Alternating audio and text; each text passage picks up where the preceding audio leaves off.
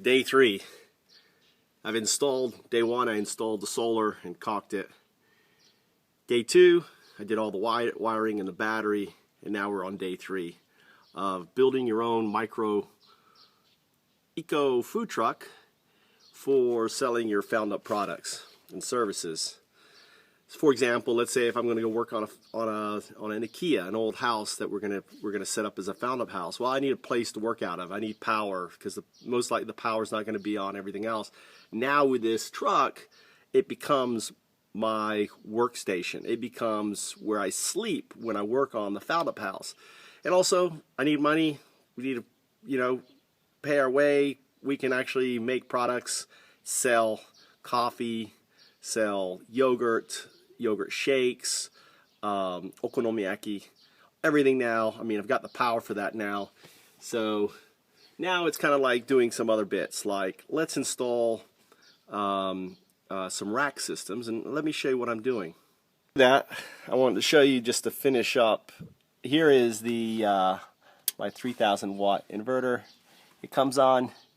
You can see that it's got it just cranked itself. It's 12.5 volts coming in, and it's got 11 volts obviously using, and it's got a storage of energy in there, so I can use I can use power tools and everything else with it.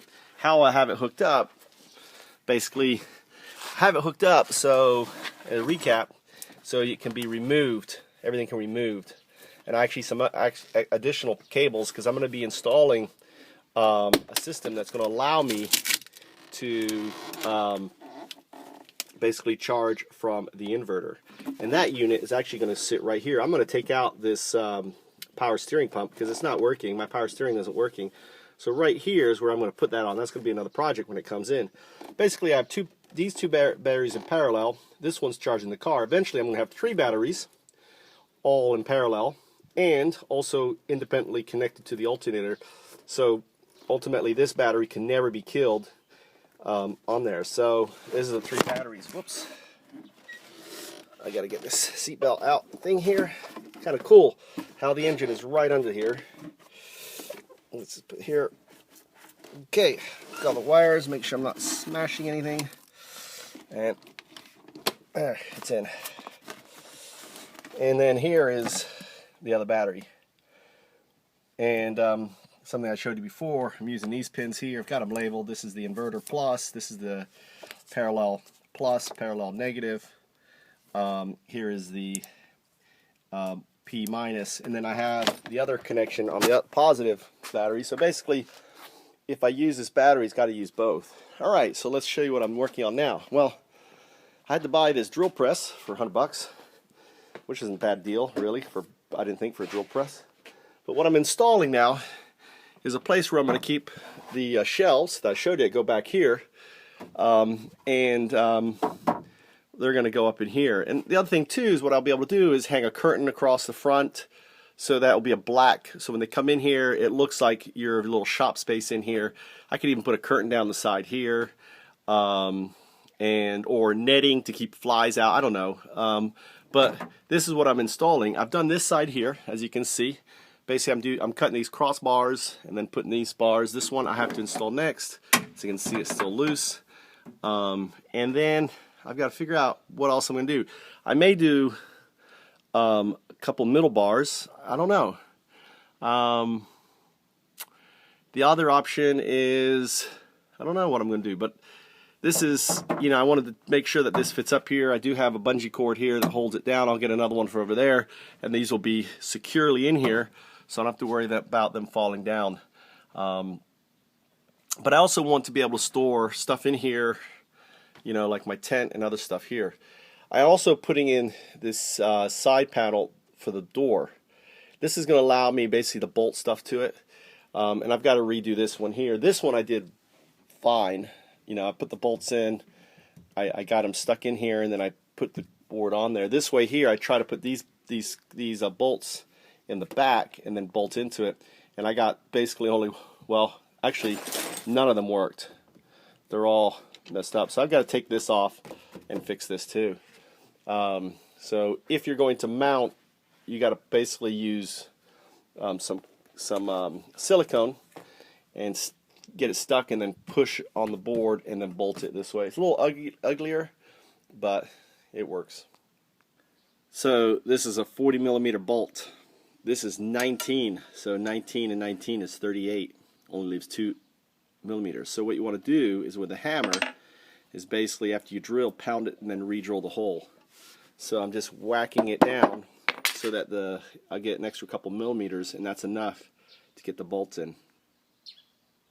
So I've attached the additional bar.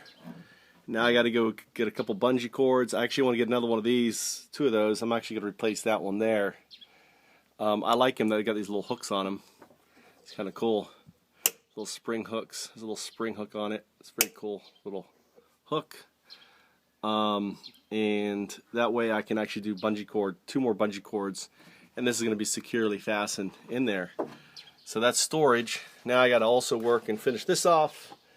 And I'm also going to put basically curtains along there and along there.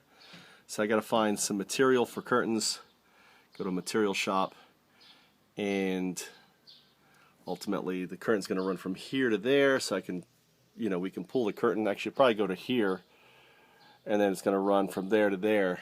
So be able to curtain off this whole area. And I have power here, I have power in the front of the car. So I got 2 switches here. I may run another power unit to this corner here using a different inverter for low wattage stuff. That way I don't have to use a large inverter. Something I'm considering, because I have that extra small inverter that I can run here. So I've figured out the best way to do these bolts. I've got these basically 30 millimeter bolts, 3 centimeter bolts that come through the back, and then ultimately I put the washer on, right? And I basically have rubber sealant on it, and that's going to dry and harden. And when they do, they'll be flexible enough to move, but they won't basically go out. You can actually see the washer right there around it. So that way I can then push this board over on this here, and I can reattach the handle, and also where it is. And I've tested it and it works. I'm going to have to glue this up too. They're kind of broken in there. I'll just kind of glue them up also on there. Be fine. So now.